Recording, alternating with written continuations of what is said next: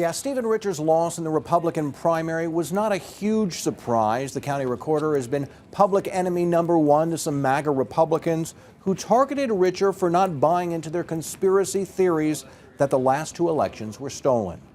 We have won every single court case because we follow the law. Maricopa County recorder Stephen Richer pleaded his case during a Republican primary debate last month. But it wasn't enough to convince Republican voters that he should keep his job. Richer has spent the past 4 years pushing back against false claims that the 2020 and 2022 elections were stolen, and that hasn't gone over well with supporters of Donald Trump. The man who defeated Richer in Tuesday's primary, state lawmaker Justin Heap of Mesa, has been a vocal critic of Maricopa County elections. Do you believe either election was stolen? During last month's debate, Heap appeared to dodge a question about whether the elections were stolen. We've never had a trial. We've never had a full examination of the evidence. As a civil liberties attorney, I don't make statements that I can't prove.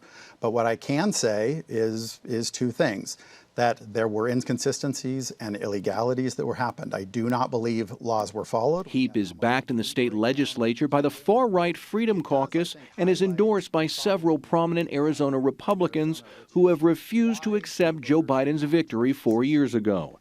Heap also voted earlier this year for bills that would have eliminated early and mail-in voting. The bills did not pass.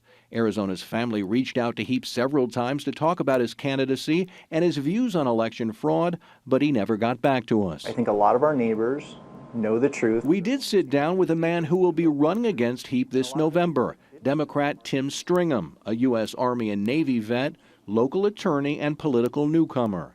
Stringham says he decided to run for county recorder because of all the unfounded attacks on our election system.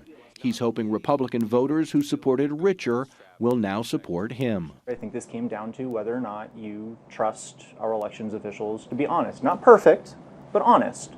And I have a hard time seeing those 35 to 40% of Republican voters crossing over to Justin Heap.